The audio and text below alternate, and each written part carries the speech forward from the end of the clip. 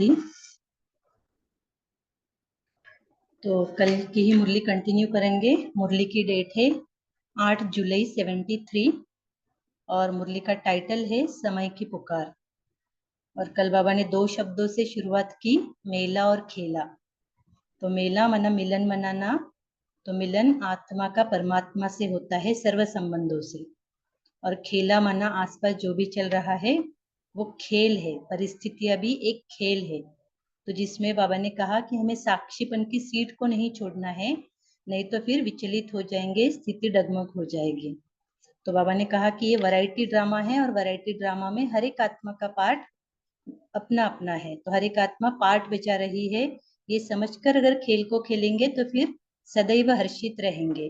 तो मेला और खेला दोनों शब्द याद रहे तो फिर क्या होगा, खुशी में भी रहेंगे और शक्ति संपन्न भी रहेंगे।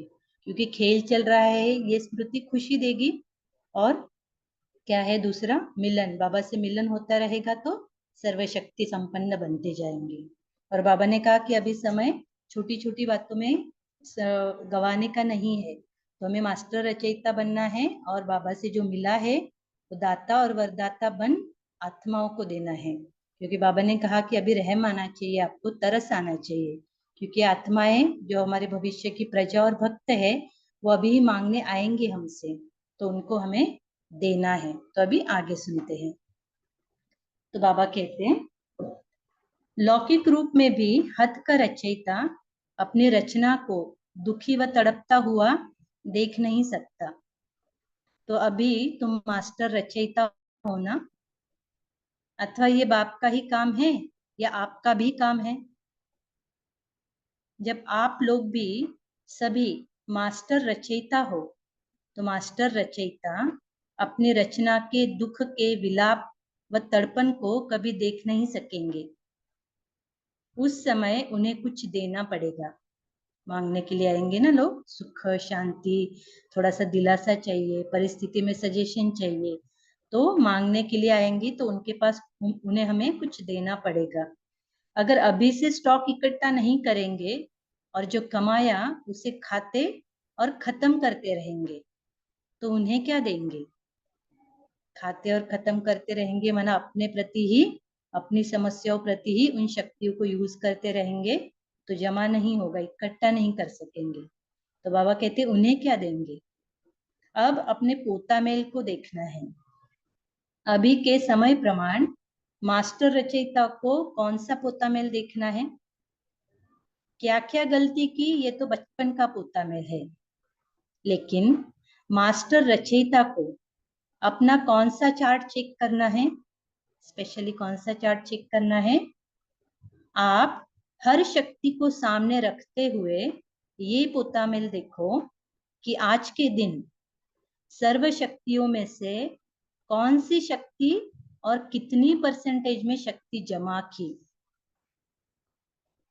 कॉमन नॉर्मल चार्ट, नॉर्मल पोता मेल, ये बचपन का है पोता मेल।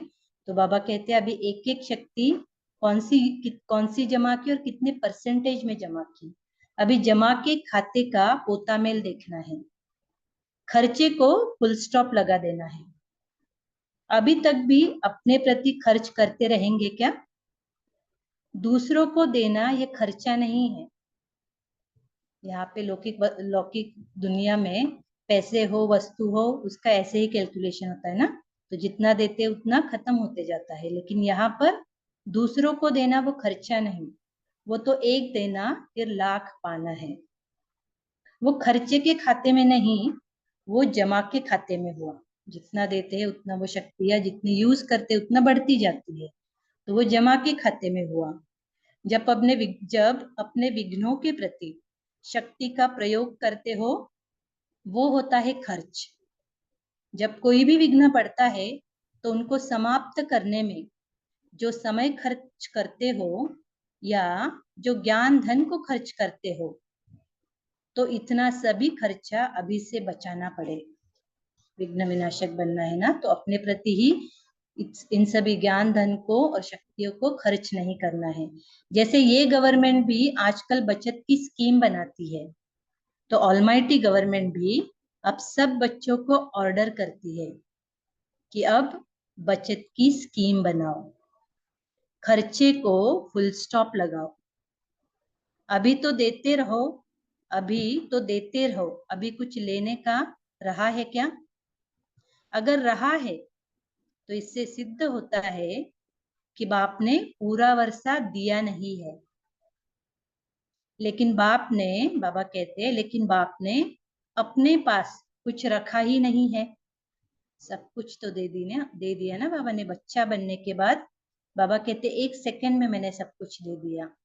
तो बाबा कहते बाप ने अपने पास कुछ रखा ही नहीं है, वो तो 1 सेकंड में पूरा ही वर्षा दे देते हैं। बाप, हमने कहा मेरा बाबा, बाबा ने कहा मेरे बच्चे, बाबा का पूरा वर्षा हमारा हो गया। कुछ बचा ही नहीं बाबा के पास, तो अपने पास कुछ रखा ही नहीं है। तो अब बचत करनी आएगी कि खर्च करने की आदत पड़ गई है? बहुत ऐसे होते हैं जिसको जमा करना आता ही नहीं, जमा कर ही नहीं सकते, उन्हें और ही खर्चे करते करते उधार लेने की आदत पड़ जाती है। ना भगवान से इतना सब कुछ मिला है, वो भी हमें पूरा नहीं पुरता, तो क्या होता है, फिर यहाँ आसपास लोगों से क्या करते हैं, मांगते रहते हैं, तो उधार लेने की आदत पड़ जाती है। यहाँ भी जब अपनी शक्ति खर्च कर देते हो तब कहते हो फलानी दीदी दादी व बाप दादा कुछ दे देवे, माना जैसे दृष्टि दे देवे, कुछ शक्ति दे देवे, उधार ले लेते हो। तो पहले सोचो कि हम किसके बच्चे हैं? अखूट खजाने के मालिक के बालक है। नशा है ना? जब अखूट खजाने के बालक सो मालिक हो और ऐसे फिर दूसरों को शक्ति का उधार लेवे, तो उनको क्या कहा जाए? बहुत समझदार। ऐसे बहुत समझदार तो कभी नहीं बनते हो ना। मेरे पिता के पास इतना सब कुछ है, अखूट खजाना है, कभी नहीं कूटता, और मैं इधर उधर मांग रहा हूँ। तो इसको बाबा ने क्या क्या कहा कि क्या समझदार हो आप? ऐसे तो कभी नहीं बनते हो ना। तो क्या बचत करने की युक्तियां अथवा बचत की स्कीम जानते हो? बचत करने का भी सभी से सहज और श्रेष्ठ तरीका कौन सा है, जिससे कि सर्व शक्तियों की बचत कर सको? बजट भी कैसे बनावेंगे? पहले बनावेंगे तब तो चेक करेंगे ना। पहले बजट बनाते हैं ना, बाहर भी कंपनीज में या फिर गवर्नमेंट क्या होता है, बजट बनाते हैं, उसके अनुसार खर्चा करते हैं, और पूरा साल होने के बाद फिर चेकिंग रहती है, या फिर बीच बीच में भी ऑडिट्स होते हैं, तो उसमें चेक करते हैं कि कितना खर्च किया, जो प्लान था उससे ज्यादा किया या कम किया, कुछ मार्जिन है क्या अभी खर्च करने की, ताकि आगे की फिर वो प्लानिंग को चेंज कर सके। तो ऐसे ही बाबा कहते हैं कि सबसे बजट भी कैसे बनावेंगे, पहले बनावेंगे तब तो चेक करेंगे ना। कैसे बनावे, कैसे बनावे कि जिससे ऑटोमेटिकली जमा हो। बजट बनाना अर्थात क्या कहते बाबा? बजट बनाना अर्थात अपनी बुद्धि का, वाणी का और फिर कर्म का, सभी का अपना हर समय का प्रोग्राम फिक्स करो। बुद्धि का, वाणी का और कर्म का हर समय का प्रोग्राम फिक्स करो। माना हर समय मुझे बुद्धि कैसे चलानी है, क्या क्या चाहिए बुद्धि में, वाणी कैसे चलानी है, कितनी चलानी है, और कर्म कैसे करना है। तो बाबा कहते हैं जैसे बजट बनाते हो तो उसमें फिक्स करते हैं ना कि इतना खर्चा इस पर करेंगे, फिर उस फिक्सेशन के अनुसार ही खर्चे को चलाते हैं, तब बजट प्रमाण कार्य सफल हो सकता है। तो बजट बनाना अर्थात क्या है? बजट बनाना अर्थात अमृत वेला उठकर रोज अपनी बुद्धि के प्लान का, वाणी द्वारा क्या क्या करना है और कर्म द्वारा क्या क्या करना है, उन सभी को फिक्स करो। अमृत वेले का काम बुद्धि के प्लान का, वाणी द्वारा क्या क्या करना है और कर्म द्वारा क्या क्या करना है, उस सभी को फिक्स करो। अर्थात अपने तीनों प्रकार की रोज की डायरी बनाओ। बहुत डिटेल में बाबा इस पेज पर समझा रहे हैं यहाँ पर कि कैसे कैसे प्लानिंग करनी है। तो रोज डायरी बनाने से जो बुद्धि के प्रति कर्तव्य फिक्स किया है वो फिर चेक करना पड़े कि जैसे मैंने बजट बनाया क्या उसी प्रमाण कार्य किया। या बजट एक और प्लान दूसरा तो नहीं। तो अपनी सर्व शक्तियों को जमा करने की सहज युक्ति यही है कि रोज अपना प्लान बनाओ, मनसा वाचा और कर्मणा का। सबसे इजी युक्ति क्या कि प्लान बनाना है मनसा वाचा कर्मणा का। बुद्धि को सारे दिन में किस कर्तव्य में बिजी रखना है। यदि वो भी अमृत वेले फिक्स करो तो फिर सभी व्यर्थ खत्म हो जाएगा। क्योंकि क्या है, बुद्धि को अगर काम नहीं दिया तो इधर उधर भटकती रहेगी। इसलिए अमृत वेले के बाद ही उसको दे दो काम कि क्या करना है, तो बुद्धि फिर व्यर्थ के लिए मार्जिन ही नहीं रहेगा। तो ये करना है अमृत वेले, तो फिर सभी व्यर्थ खत्म हो जाएगा। व्यर्थ खत्म किया तो समर्थ बन जाएंगे। कितनी इजी युक्ति है ना, जमा करने का, स्टॉक इकट्ठा करने की युक्ति। समर्थ बनना है, समर्थ बनने के लिए व्यर्थ खत्म करना है, व्यर्थ खत्म करने के लिए बुद्धि को सारा दिन काम देना है, कुछ न कुछ कर्तव्य देना है। तो बाबा कहते हैं व्यर्थ खत्म किया तो समर्थ बन जाएंगे। व्यर्थ को समाप्त करने के लिए प्लानिंग बुद्धि बनो। बाबा ने कहा ना कि मनसा का, वाचा का, कर्मणा का, वाणी द्वारा क्या क्या करना है, कर्म द्वारा क्या क्या करना है। तो इसलिए बाबा कहते प्लानिंग बुद्धि बनो। प्लानिंग बुद्धि बनने से ही अपनी सर्व शक्तियों को जमा कर सकेंगे। प्लानिंग बुद्धि बनने से ही अपनी सर्व शक्तियों को जमा कर सकेंगे। क्योंकि जो भी शक्तियां खर्च करते हो वो सभी व्यर्थ खर्च करते हो। अगर व्यर्थ का खाता ही समाप्त हो जाएगा तो बचत ऑटोमेटिकली हो जाएगी। व्यर्थ को समाप्त करने के लिए डेली डायरी बनाओ।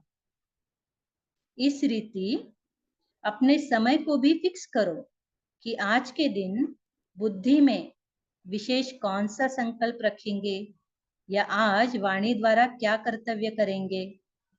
वो फिक्स होने से साधारण व व्यर्थ बोल जो एनर्जी को वेस्ट करती है वो सब बच जाएगी। तो अभी भी क्या होता है ना, मैक्सिमम तो हमारे संकल्प ही बहुत ज्यादा जाते हैं और बहुत ज्यादा वाणी चलती है। तो इसलिए हमारा स्लोगन भी है ना कि कम बोलो, धीरे बोलो, मीठा बोलो। ये इसी के लिए है कि वाणी द्वारा भी शक्ति जमा करो। तो हम एक दिन भी ट्राई कर सकते कि जितना जरूरी है उतना ही अगर बोलेंगे ना, तो शाम को एकदम ऐसे एग्जॉस्टेड, मतलब बहुत थका हुआ फील नहीं करेंगे। क्योंकि बहुत बहुत व्यर्थ चलती है हमारी आज भी वाणी। तो बाबा कहते हैं कि अभी सभी की बचत करो, संकल्पों की बचत करो, वाणी की बचत करो। तो बाबा कहते हैं तो अपने आप बचत हो जाएगी। जो वेस्ट नहीं करते वो बेस्ट बन जाते हैं। जो वेस्ट नहीं करते वो बेस्ट बन जाते हैं। वेस्ट करने वाले कभी बेस्ट नहीं बन सकते। तो सभी बातों को देखो और अपनी बचत की स्कीम को बढ़ाओ, तभी मास्टर रचयिता बन सकेंगे। अभी मास्टर रचयिता बनकर रचना की पालना करने का सामर्थ्य नहीं आया है। मास्टर रचयिता नहीं बनेंगे तो क्या बनना पड़ेगा। अगर किसको संभालना नहीं आता है तो किसी के संभालने में चलना पड़ेगा ना। मैं नहीं संभाल सकता किसी को, तो मुझे किसी को संभालना पड़ेगा ना। तो फिर मास्टर रचयिता के बदले रचना बनना पड़े। बनना तो मास्टर रचयिता है ना, रचयिता के बच्चे हम, मास्टर रचयिता है। तो हमें बनना क्या है, मास्टर रचयिता। तो सिर्फ दो शब्द जो सुना, कौन से दो शब्द, मुरली की थीम ही है मेला और खेला। तो बाबा कहते हैं सदैव इन दो शब्दों को स्मृति में रखो तो भी बचत की स्कीम हो जाएगी। व्यर्थ संकल्प, व्यर्थ समय और व्यर्थ शक्ति जो खर्च कर देते हो वो बच जाएगी। क्योंकि खेल समझने से ही ऐसे हो सकता है ना। अदरवाइज कैसे होता है कि लोगों को देखते, उनका व्यवहार देखते अंदर ही अंदर शुरू हो जाता है, संकल्पों का खेल शुरू हो जाता है। फिर जरूरत नहीं होती तो भी वाणी को चला देते हैं, वाणी की एनर्जी वेस्ट हो गई। तो बेस्ट कैसे बन सकेंगे ना। तो इसलिए बाबा ने कहा कि इन दो शब्दों को सदैव स्मृति में रखो। इसके लिए सिर्फ अपना अपना नियम मजबूत रखो। सोचते हो कि ये करेंगे, लेकिन नियमित रूप से नियम नहीं बनाते हो। सुना तो है मुरली में, ये करना चाहिए, ये करना चाहिए, रोज की मुरली में भी सुनते हैं, लेकिन प्रॉब्लम क्या होता है, हमारे नियम जो है, बाबा ने जो हमें नियम बताए हैं, उनमें हम मजबूत नहीं होते। एक तो डिसिप्लिन नहीं होता और दूसरा है कि कंसिस्टेंसी नहीं होती, माना सातत्य भी नहीं होता। तो सीरियस होना पड़े जो नियम बताए है बाबा ने, और वो सातत्य कंसिस्टेंट होना चाहिए। तो एक मास जोश में रहते हो और बाद में फिर माया का आना शुरू होता है, अथवा माया बेहोश करने का काम शुरू कर देती है।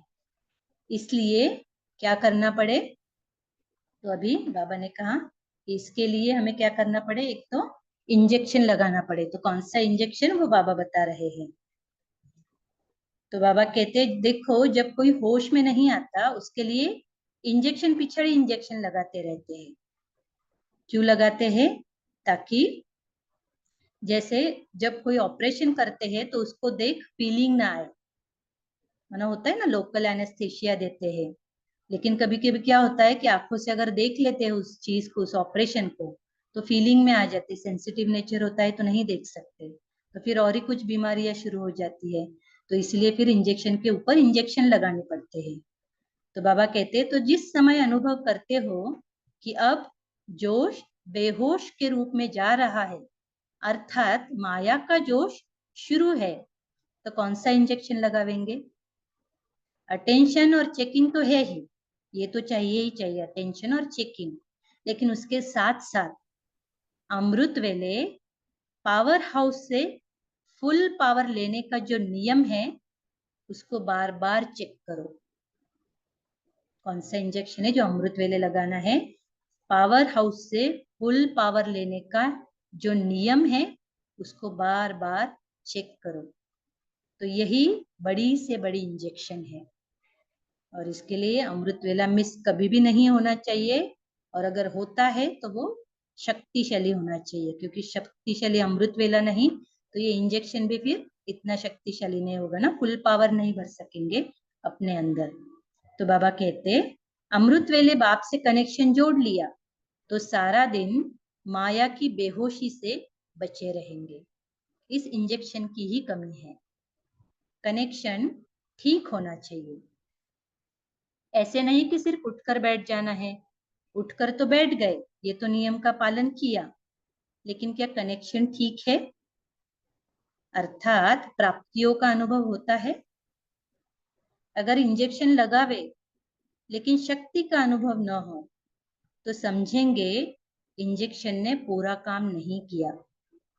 इसी प्रकार अमृत वेले का कनेक्शन, अर्थात सर्व पावर्स का और सर्व प्राप्तियों का अनुभव होना पड़े, ये बड़े से बड़ा इंजेक्शन है। तो अभी इसके आगे 2 पेजेस है और इसमें बाबा ने पूरा अमृत वेले का महत्व बताया है। तो हम ट्राई करेंगे जितना कवर होता है, और नहीं होता है तो ये जरूर पढ़ेंगे। बहुत अच्छी तरह से बाबा ने एक्सप्लेन किया है अमृत वेले का महत्व। तो बाबा कहते हैं, पहले ये चेक करो कि अमृत वेला आदिकाल से ठीक है। अगर आदिकाल ठीक न होगा तो मध्य और अंत भी ठीक न होगा।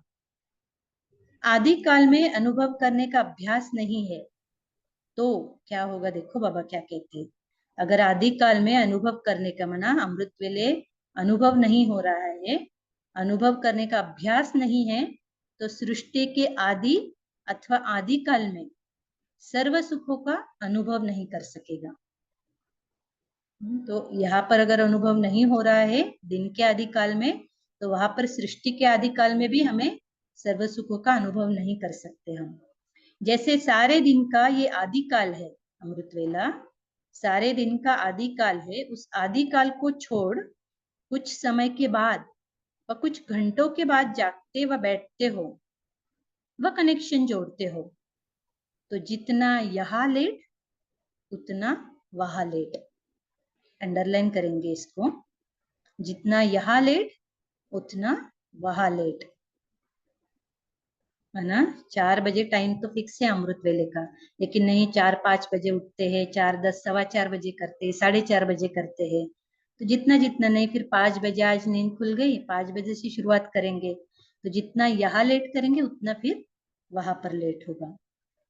तो बाबा कहते हैं, क्योंकि बाप दादा से बच्चों के मिलन का, अपॉइंटमेंट का जो समय है, उसमें पहला चांस बच्चों का है। फिर है भक्तों का टाइम। 5 बजे के बाद किसका टाइम है? भक्तों का टाइम। अगर भक्तों के टाइम में भी कनेक्शन जोड़ा तो बच्चों जैसा वरदान नहीं पा सकेंगे। कुछ ना कुछ प्राप्ति होगी, लेकिन बच्चों जैसी नहीं होगी। इसलिए इस काल का उस काल से कनेक्शन है। सभी से बड़ा बजट का पहला पहला आइटम तो ये रहा। कौन सा आइटम है? अमृत वेला अर्थात आदिकाल।